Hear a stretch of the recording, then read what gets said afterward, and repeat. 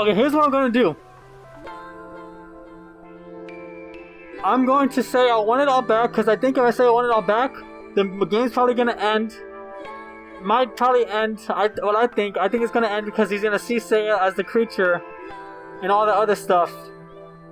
And yeah, so the game probably gonna end there. And if it does end, I'm gonna come back to this choice and I'm gonna say I don't need it anymore. So yeah, that's what I'm gonna do. Well, of course, I answer without thinking. If it's possible to go back, then I want to, I think. I've never wondered if there could be any other answer. I stopped dwelling on this question for a long time ago. And if I'd been asked before, I might say I would have hesitated. I wouldn't have hesitated. But what about now? What does it mean to wish for the past? And what could it mean? Could it do to me and Seiya? As soon as the question occurred to me, my true feelings become unclear. The hurried answer I just gave her was less certain than I thought. Oh, yeah, of course you would. Seiya smiled softly, her expression an unreadable mixture of what seemed to be a sorrow and relief. Seeing it fills me with sudden unease, as though I've just wounded her deeply with my careless words. Hey Seiya, it's okay for Minori, don't say any more. Seiya silences me with another kiss and thrusts her tongue into my mouth with even greater passion than before, and the sweet softness of her tongue clouds my mind. I begin to feel an urgent need to say what she's prevented me from saying, to speak those most important words. Seiya, I can't speak for some reason. My mind is hazing, my consciousness is slipping away, as if euphoria from her kiss spreads to my entire body. Sleep well, Minori. I hear Seiya whisper softly from far away. Don't worry. When you wake, it'll all be over. What? Why is she passing me out? Okay, if the game doesn't end, I'm going back to the other choice. Wait, I have to tell you something before I sleep. Just one thing. My efforts are meaningless, however, as oblivion calls into its embrace. Holy shit. Oh, there's blood. When I awoke, the first thing that greeted me was a terrible stink. Mr. Shizumi's body was covered in flies, and I could smell the rotten stench that you would expect from a corpse. The night that had ended, but Seiya was nowhere to be seen in the morning light. Aside from the blood-covered floor, the kitchen looked the same as it had before the accident. In the den, however, the colors that had been so soothing the day before now served as a stark reminder of what a distinct world I'd been living in. Despite knowing that it would be futile, I wandered the house searching for Seiya. For almost an hour, I tried in vain to deny reality. Then I called the police. When the operator answered, I couldn't stop myself from crying. It had been such a long time since I heard a human voice other than Seiya's. As became clear later, Mr. Suzumi had murdered his family before I killed him. Unable to give the police a satisfactory explanation, I was arrested for all three murders. What? And when they found the remains of Tahata Omi in my house, a fourth was added to the charges. During my interrogation, I told them everything exactly as it had happened. In every detail, the detectives didn't believe me, of course. But the doctor who came later did. He had moved from the jail to a much cleaner white room.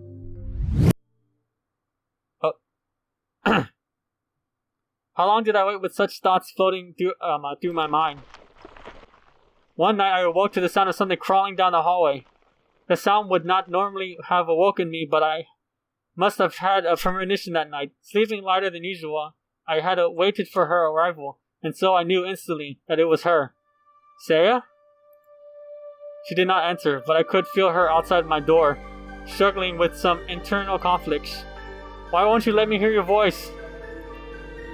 After a long silence, something small slid through the narrow bars of my peephole. It was a cell phone, the screen already showing a notepad with fleshy intertext. My voice would sound strange to you. I couldn't suppress a chuckle at Seiya's uncharacteristic display of shyness. I don't care about that at all, I said, sending the phone back to the bars. I just want to hear you, see you. After a short pause, the phone returned to my side. Please, let me stay the Seiya you remember. Okay. I started to suspect that it might be so. And the hell my eyes had made of the world, Seiya alone had looked normal. I thought that she was somehow unique. In truth, however, she had probably been a different kind of unique than I had imagined.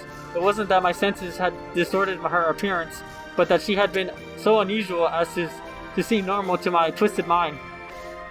Seiya's true form was something other than what I had known. Now, however, I could see her as she really was. But Seiya didn't want that, and it was not for me to question the workings of her heart. I just had to accept that girls need to keep some things private. I tried to say something to you that day. Do you remember? I slid the phone back to her. I was hoping you'd forget. You've forgotten.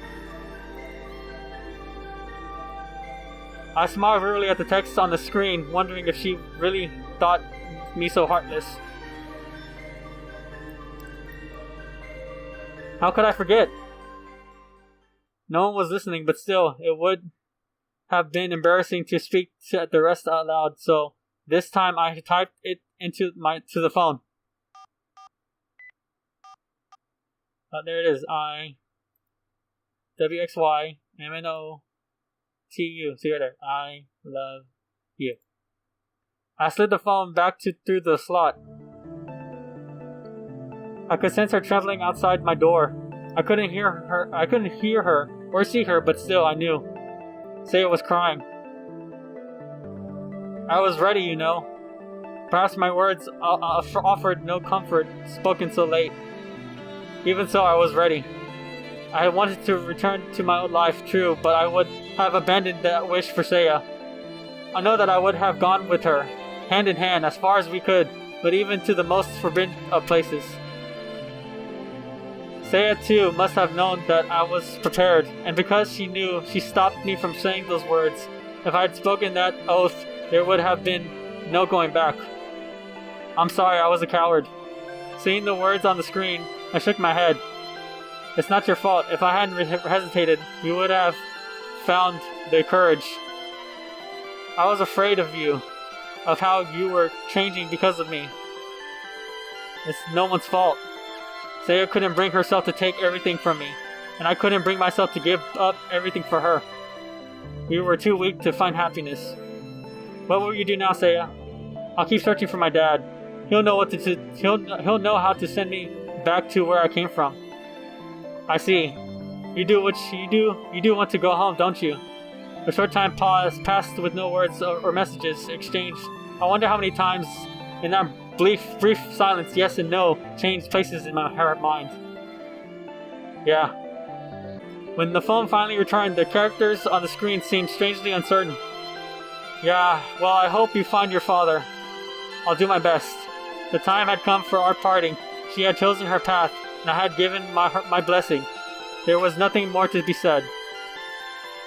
If you change your mind, I'll always be here. You can come see me whenever you want. I will, thank you. Goodbye from Minori. I read the final message and returned the phone to the outside. Goodbye, Seiya. She gently slapped my door in response, and then I heard the sound of her sliding down the hallway, and I was left alone in the silence of the night. God damn. Ever since that day, I have been waiting. Perhaps Seiya really did return to where she came from. Perhaps she is still wandering today, looking for her father. It must be hard. She must be lonely. When she can no longer stand being alone, she will surely return to me. I am the only one who will comfort her and whisper sweet nothings in her ear. And so I wait, dreaming of her face and her voice. I wait. Forever in my white world.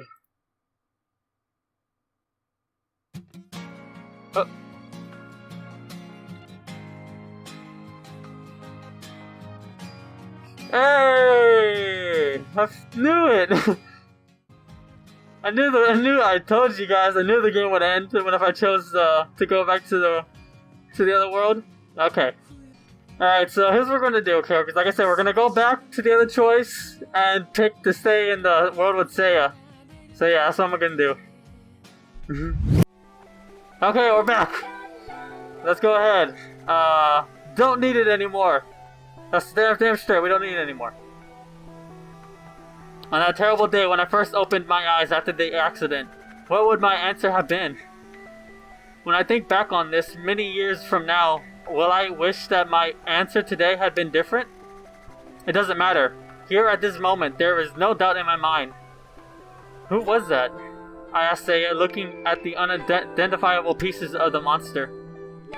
The man living next door. I don't know his name. Oh, Mr. Suzumi. He was hardly a stranger.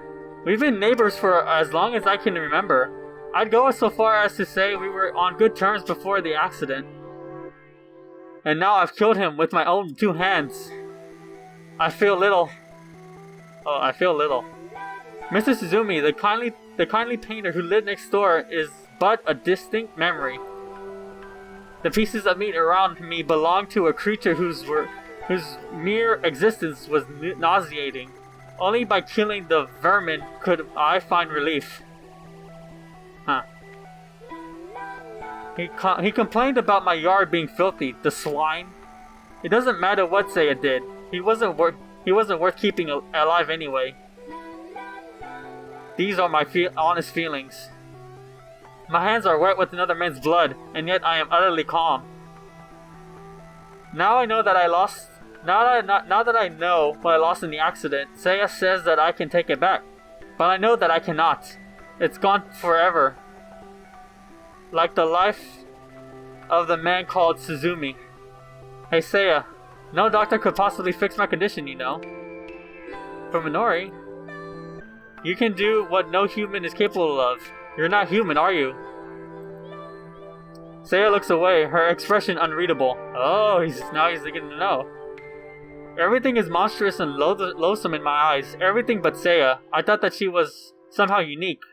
I was wrong. I see her just as I do everything else, as something other than what she really is. But why should that surprise me? Seiya is part of my world, just as I am a part of hers. It doesn't change what we are to each other. I stand and walk over to Suzumi's dismembered corpse. I read this manga once about a man who recovered from an accident only to find that he could no longer see the world as it was. Kind of like me. Huh. Okay, where's he going with this? I finally realized that even though the stench of these monsters turns my stomach, their blood and guts smell pretty good. In fact, I know this fragrance quite well. Oh shit. He saw people as rocks and robots as beautiful women. And so he fell in love with something that wasn't remotely human. Huh. I retrieve the cleaver, pick up a piece of Suzumi's body, and start removing the skin and my tendons. Ah, just as I thought. The stuff underneath is exactly the same as what Seiya and I have been eating. Hey, this looks pretty good. Let's eat it. For Minori? Oh, sorry. You're in no mood for that now, are you? Now that it's dead, though, meat is meat. It'd be a waste to throw it away. We should get it in the fridge. Is that alright with you? Sure, I answer easily. There is no longer any room for my doubt in my mind. Also, his wife and daughter are probably next door. They might cause trouble when he doesn't come home.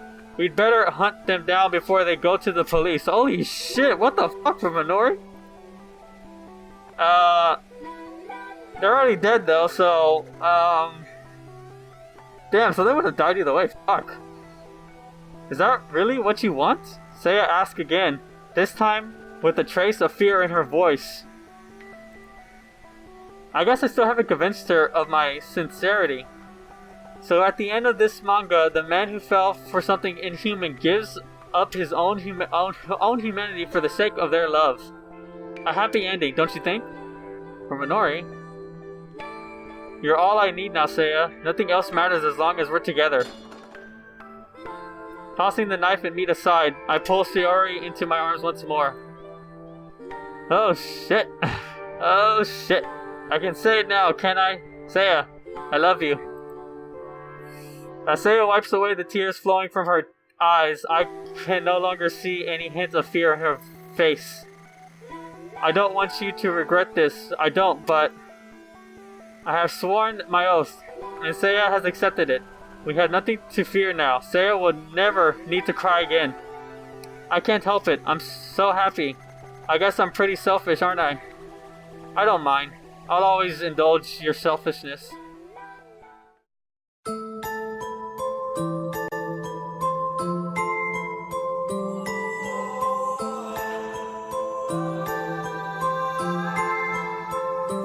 I count blessings, not my L's. I stay focused, I don't dwell. I see time is all my wealth. All these angels watch my health. I stay bout it, I'm not pouting. Break through walls and climb it mountains. If you want it, scream it louder. Show this world what they've been